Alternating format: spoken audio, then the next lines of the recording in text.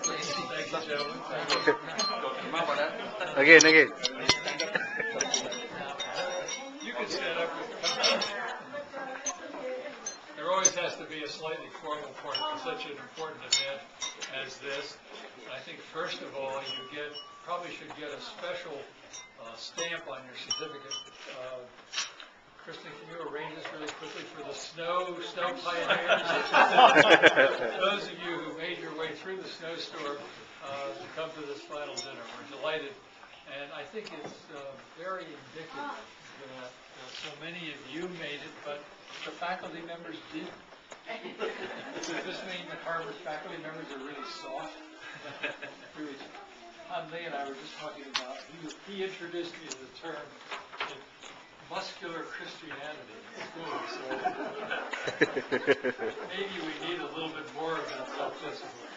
Anyway, I'm delighted that you're all here tonight, and it really is a night of celebration because you came in as the school was starting up and have run very fast for several months and have done a wonderful job as part of the Kennedy School. I'd like to take just a minute, if I can, to step back. I feel as if I'm Barack Obama. You could be. I don't have a responsibility, but thank you very much.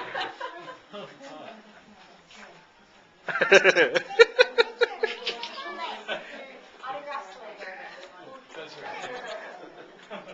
Going back 8 years to the beginning of this program, I think you have to say that Harvard has been very conservative in terms of its international affiliations. The Kennedy School bills itself as the most international school in the university, and indeed it is true that the metric is 45% of our students are foreign students who come here, and there are many more limits to the kinds of international links. The Lee Kuan Yew Fellows Program was really the first cooperative program. We'd had a link to the Singapore School of Public Policy and the Lee Kuan Yew School. And the Lee Kuan Yew Fellows Program started before the Lee Kuan Yew School was formed. But it was really a pioneering effort or program at that point. I remember the first reception for the Lee Kuan Yew Fellows, Fred Schauer, who was then the academic dean, said Harvard has been very hesitant to become a global university in terms of its cooperation with other universities and student bodies, and this is really a very important initial program to get us started in that international direction.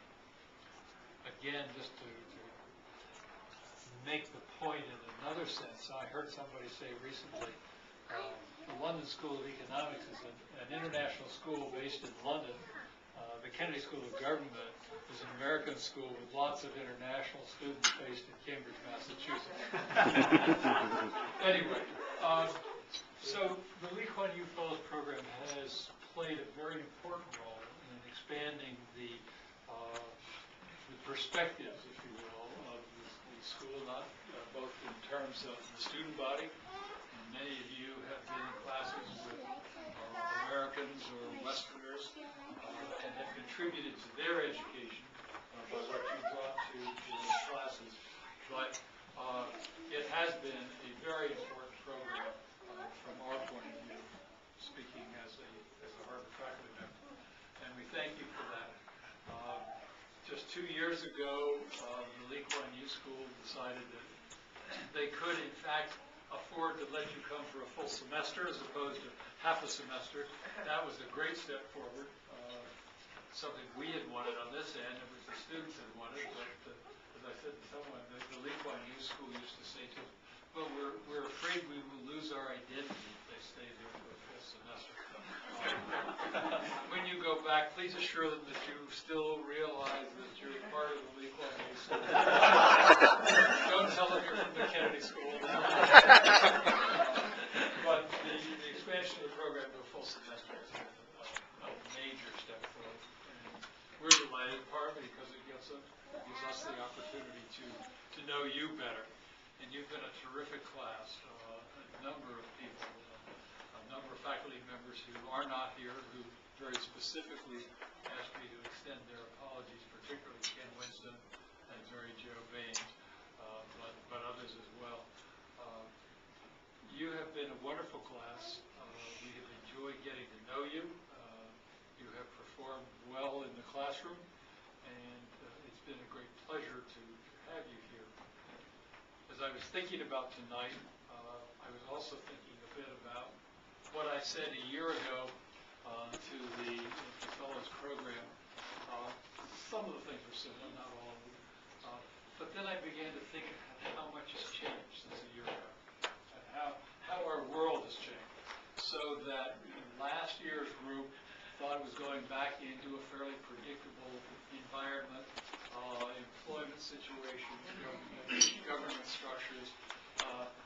This year is very different. It's very different. We know that public sector is going to grow, and the private sector role is going to be increasingly supervised, regulated, curtailed.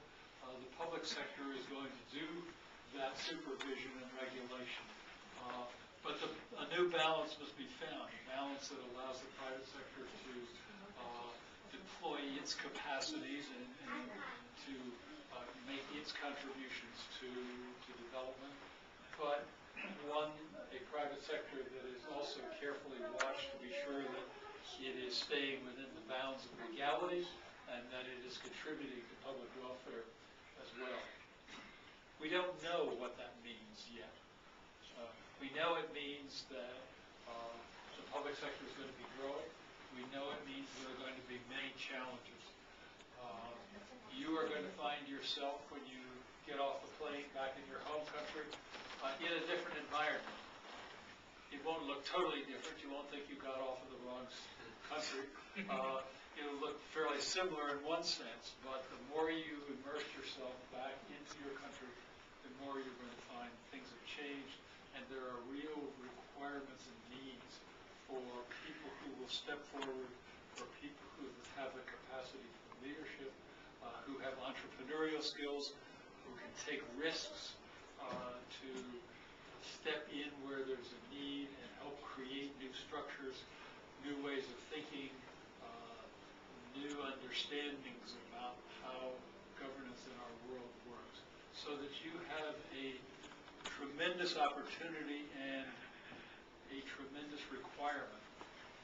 I would put it on your shoulders in one sense that all of you must go back and help your countries and the world, because it won't be just individual countries solving these problems. Help the world deal with this whole set of new uncertainties and problems that we now face. So it is up to you to go back, to play an important role, to help define those changes, to help put new structures in place, and to help straighten out the problems that our world and our countries are facing at the moment. So I have great hope and enthusiasm as I look around the room and see all of you, and so many of you I've gotten to know, for the role you will play. And all I can say is I hope that your time here will contribute to that. I hope you will stay in touch with us and let us know what you're doing. And it's been a great pleasure to have you. Thank you.